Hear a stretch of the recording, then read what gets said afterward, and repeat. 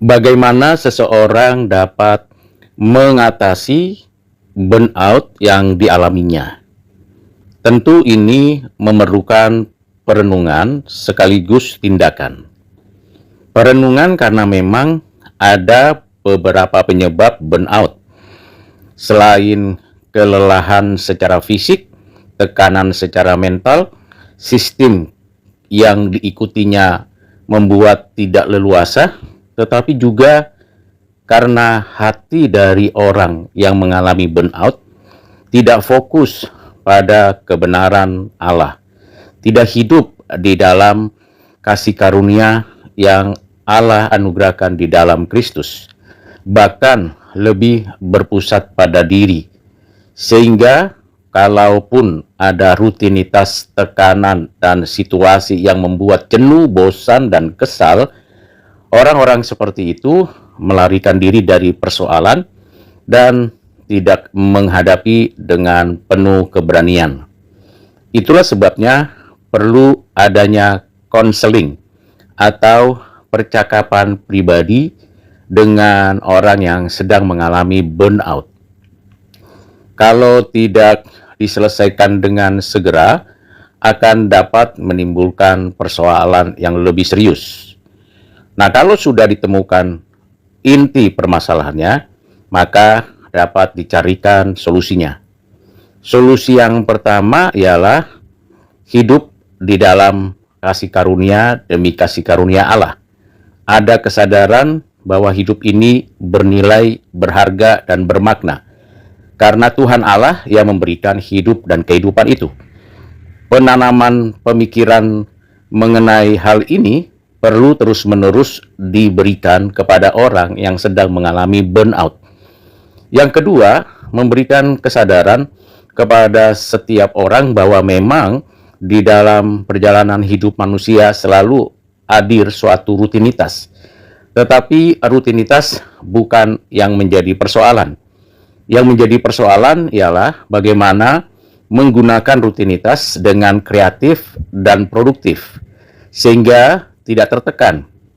Artinya perlu adanya suatu aktivitas yang multitasking. Misalnya kalau ada orang yang terus-menerus mendengar khotbah, diajarkan kepadanya terus-menerus pemikiran-pemikiran teologi yang begitu membuat pikiran sangat mengalami suatu pemahaman yang perlu waktu yang banyak, maka sesekali orang-orang seperti itu diajak untuk mempraktekkan kebenaran pemikiran teologi tersebut. Misalnya dengan mengunjungi orang yang sakit, menghampiri orang-orang yang berada di pinggiran jalan dengan memberi bantuan, ikut kerjasama dengan orang-orang yang berbeda pendapat, dan berbagai aktivitas lain. Itu mengisi hati dan pikiran serta pengalaman baru yang berbeda dengan rutinitas sebelumnya. Jadi perlu diberikan aktivitas yang beragam, kegiatan yang melihat adanya nuansa dan suasana yang baru, sehingga menimbulkan suatu kondisi yang bisa membuat orang itu tidak jenuh lagi. Namun bukan berarti semua kegiatan yang rutin ditinggalkan, dibiarkan tidak bermakna. Tetapi dengan melakukan retreat dan menerapkan semua kebenaran dengan practical life, maka orang tersebut akan disadarkan bahwa hidup ini tidak melulu hanya mengerjakan hal-hal yang sama terus-menerus dan tidak memiliki dorongan untuk kreatif. Yang berikutnya ialah orang-orang yang mengalami burnout diajak keluar dari lingkaran yang menakutkan itu dengan relaksasi, berinteraksi, bukan hanya self-talk, tapi bisa memuji Tuhan, menyanyi, dan bisa juga berolahraga, bercocok tanam, beternak, menyulam, dan kegiatan-kegiatan sederhana lainnya, sehingga terpecah fokus tidak hanya pada rutinitas. Tetapi perpecahan fokus itu bukan membuat seseorang itu tidak kreatif, tidak inovatif, tetapi justru meningkatkan dan mengembangkan sisi lain dari kemampuan dari orang tersebut.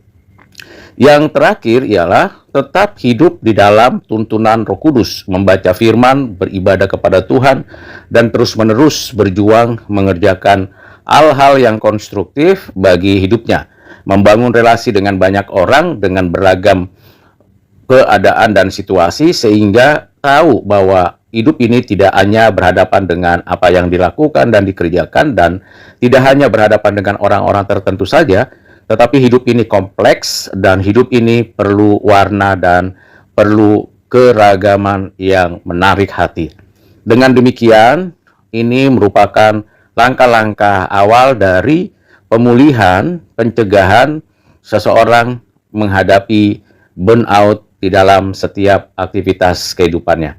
Kiranya Tuhan menolong setiap orang yang sedang mengalami burnout dibebaskan dan mendapatkan kelepasan.